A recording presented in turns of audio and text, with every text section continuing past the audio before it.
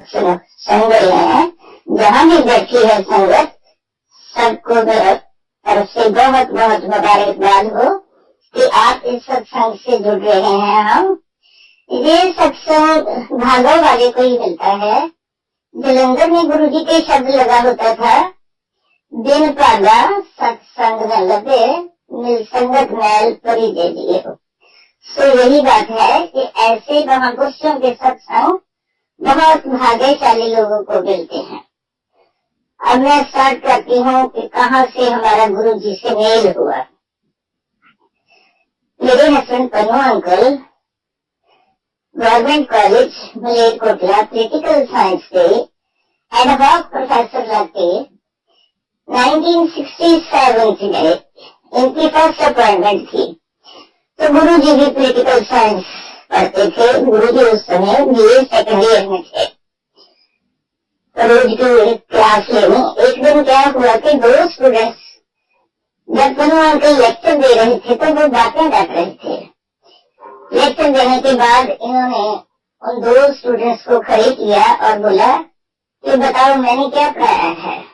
अब उनका ध्यान तो बातों में था, वो नहीं बता सके। तो ये बोले कि अगर बातें करनी है तो क्लास से बाहर निकल कर करा करो, वरना ध्यान दिया करो क्लास में। पीरियड ओवर हुआ तो पन्नू अंकल बाहर आ गए। बाहर आए तो गुरु जी उनके साथ ही उनके पीछे आ गए और आकर उनको बोलते हैं, प्रोफेसर मेरी गल सुनो, मैनू ना क्लास खड़ा कर ली, अगर मैनू खड़ा कर लिया मैं जवाब नहीं देना, फिर तू समझेगा मेरी बेइज्जती होगी। स्टूडेंट आके मैंने इस तरह कह गया। ये लाइब्रेरी स्टाफ रूम में गए और वहाँ बात की कि वो जो निर्मल सिंह नाम का लड़का है मेरे को बाहर निकलकर क्लास से ऐसे बोल गया कि मेरे से क्वेश्चन मत पूछना। तो स्टाफ मेंबर कोई बोले कि छोड़ो ये तो फकर है, कोई कहे कि इसकी समझ इतनी है, इसका गुस्सा नहीं करना। तो ज्यादा यही कहते थे कि ये फकीर है, इसका पढ़ाई में मन नहीं है ज्यादा।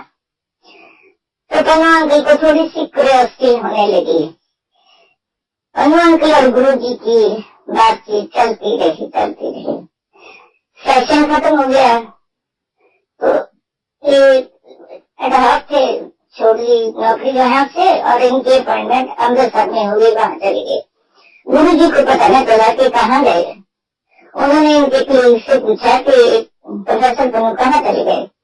वो कहने लगे कि उनको तो अमृतसर में जॉब मिली थी, वहां चले गए। पर अचानक क्या हुआ कि 2 महीने के बाद इनकी परमानेंट सिलेक्शन गवर्नमेंट कॉलेज में हो गई as a political science lecturer. तो ये दोराहा के पास एक राणा साहब गवर्नमेंट कॉलेज था, वहां इनकी अपॉइंटमेंट हो गई। गुरु जी को फिर पता चल गया कि professor Pannu government college Rana साहब आ गए। जो राणा साहब है वो गुरु जी के पिंड से ज्यादा दूर नहीं है। जितनी दूर मलेरकोटला पड़ता था उतनी दूर ही इधर को वो राणा साहब का कॉलेज था। तो गुरु जी साइकिल पर कॉलेज में आए, पन्नू अंकल को मिले और कहने लगे कि आप अमृतसर चले गए थे, अब आए हो, मेरे को पता चल गया कि आप आए हो, इसलिए मैं आपको मिलने आया हूँ। वहाँ इसी तरह इनका मेल मिलाप चलता रहा। तब हमारी शादी नहीं हुई थी। 73 में हमारी शादी हुई तो हमने राणा साहब से फिर गवर्नमेंट कॉलेज मलेरकोटला की ट्रांसफर करवा ली। फिर तो गुरु जी को भी मिलना और भी इजी हो गया। गुरु जी इधर उधर आते जाते कॉलेज में इनको मिलते रहते थे। उसके बाद गुरु जी ने हमारे बच्चे हुए, 3 बेटियां हुई।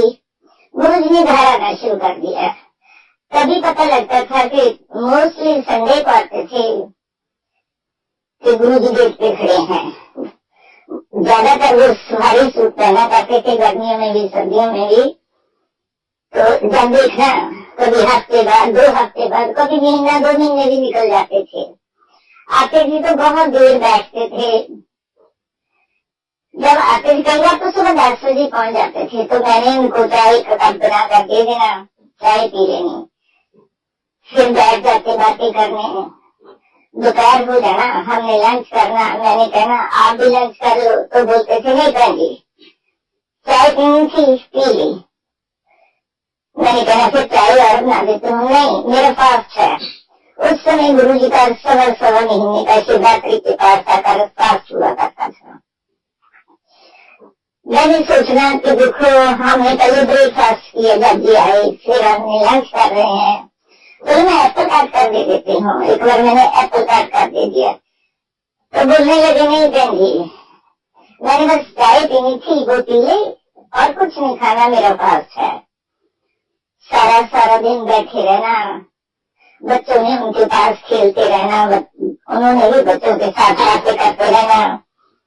तो कई बार पन्नू अंकल को किसी काम से बाजार जाना पड़ता था, तो ये बोलते थे कि मेरे को बाजार का थोड़ा सा काम है, मैं चला जाऊं। कहते हाँ अपना काम करो, मैं बैठा हूँ। तो मैंने कहा कि आप इतनी देर बैठे रहते हो। मैं पन्नू अंकल से पूछा कि क्या बातें करते हो। ये कहते कि कुछ बातें करते हैं घंटा घंटा, हम चुप भी बैठे रहते हैं दोनों, कोई बात नहीं होती। तो कई बार ऐसा होना कि गुरु जी ने कई बार तो बताकर जाना कि अब मैं जा रहा हूँ, 5 बजे शाम को मेरी लाश वास जाती है मेरे पिंड को। कई बार बताते भी नहीं थे, जब देखना ड्राइंग रूम खाली होना है। चलो ऐसी लीला चलती रही, गुरु जी से मेल मिलाप होता रहा। फिर गुरु जी की भक्ति भी बढ़ती गई, शक्ति भी बढ़ती गई, दोनों बातों साथ साथ होती रही। तो गुरु जी चंडीगढ़ में चले गए।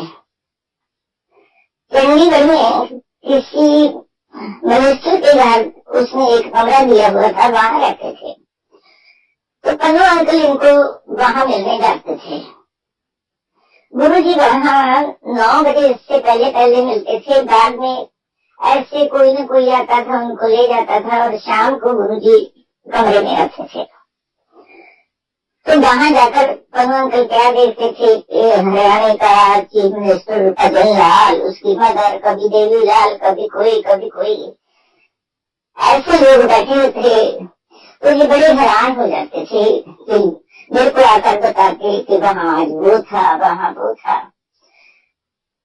तो कई बार किसी ने बोलना कि पन्नू उनको बोलकर मेरा ये काम करवा दो, तो इन्होंने कहना अच्छा मैं जाता हूँ, बात करूंगा आपकी। गुरु जी को बोलना कि फलाने का ये काम है, आप करवा दोगे? हाँ जी करवा दूंगा। क्योंकि शक्ति बढ़ रही थी, तो इनके प्लीज जिनको बोलने लगे कि पन्नू तेरे 3 बेटियां हैं, कभी तुम्हें आपके बारे में नहीं पूछा कि आपके बेटा नहीं है? कुछ तो बताएंगे, कुछ पूछ ले उनसे। अंकल कहने लगे नहीं, जैसे अभी शब्द लगा था बिन बोले सब कुछ जानना। सो बड़ी बात है, उनको पता है क्या देना है क्या नहीं देना। मांगने की कोई जरूरत नहीं, तो मैं कुछ नहीं मांगूंगा इनसे। सो इनका आपस में आना जाना चलता रहा। फिर हमारी ट्रांसफर मलिकपुर से गवर्नमेंट कॉलेज लुधियाना की हो गई। गुरु जी भी चंडीगढ़ छोड़कर जलंधर आ गए। पहले वो ग्रीन एवेन्यू में रहा करते थे, पन्नू अंकल लुधियाना से वहां जाते थे, और गुरु जी भी जब भी लुधियाना आते थे तो पन्नू अंकल को कॉलेज में मिल जाते थे आकर। कभी कॉलेज से लेट आना तो मैंने पूछना कि आज बड़ा लेट हो गए, तो कहना कि वो आए थे मिलने वास्ते, हम कैंटीन में बैठे रहे, इतनी देर बैठे रहे तो पता ही नहीं चला, इतना टाइम हो गया। ऐसा सिलसिला चलता रहा। फिर गुरु जी यहाँ डिफेंस कॉलोनी में अब मंदिर है, 300 डिफेंस कॉलोनी, वहां शिफ्ट हो गए। ये हम 90 में हमने भी कहा कि हमको भी जलंधर ले चला करो, आप तो अकेले चले जाते हो। ये कहते तो गुरु जी इधर आ जाते हैं, तो क्या है आपने चलना है तो चलो। तो एक क्या हुआ कि मेरी छोटी बेटी को बुखार रहने लगा। बुखार 99 से ऊपर नहीं होता था। हमने सब ये एलोपैथी होम्योपैथी सब पैथी ट्राई की, तो उसका बुखार नहीं जाता था। गुरु जी के पास गए, गुरु जी को बोला कि गुरु जी बेटी का 99 से बुखार तो नहीं रहा। गुरु जी का स्टेथोस्कोप होता था नॉर्मल स्टील का स्पून। गुरु जी ने एक स्पून लिया, उसके इरादा देखा, कहते कुछ नहीं, ठीक हो जाएगी, ऐसे करो 5 रुपए की हरी मिर्ची मंगवा लो। हरी मिर्ची मंगवाई तो उन्होंने ब्लेस करके दे दी कि इसकी जो मिडिल फिंगर है उसके दोनों तरफ एक एक मिर्च रखकर उसके ऊपर हरी पट्टी और उसके ऊपर मलमल की गिल्ला कपड़ा बांध देना और बुखार ठीक हो जाएगा। पर परसों को क्या होगा, आफ्टर 1 डे इट मीन्स इसका फेस और आईज सब कुछ रेड हो जाएगा, तो आप घबराना मत। वही बात हुई कि तीसरे दिन बेटी का फेस बिल्कुल रेड, आईज भी रेड हो गई, बुखार उतर गया। तो गुरु जी ने ये बोला था कि इसको गन्ने का जूस लाया करो और अनार का जूस दो। ऐसे गुरु जी की लीला होती थी, बुखार ठीक। बेटी ने, गुरु जी ने कहा था कुछ दिन ज्यादा बांध देना, 2 टाइम बांधना। 2-3 दिन हमने 2 बार बांधा। बस फिर बच्ची थी 6-7 में पढ़ती थी तो नहीं बांधा गया ज्यादा। उसके बाद हमको क्या इतना रहता था मन में कि चलो जलंधर चले, चलो जलंधर चले, कोई भी टाइम मिलना तो हम चले जाते थे। तो गुरु जी भी इधर उधर आते जाते हमारे घर काफी याद आते थे। एक दिन क्या हुआ, रात को गुरु जी आए। जैसे इंडिया में होता है कि मेड आती है, सुबह आई, सारा घर का काम कर गई, शाम को फिर आई, किचन समेट गई और किचन के बर्तन वगैरह कर गई। अगर नहीं आती तो लेडीज लेजी हो जाती हैं कि चलो ऐसे बर्तन छोड़ देते हैं, सुबह फिर आएगी, आपके घर जाएगी।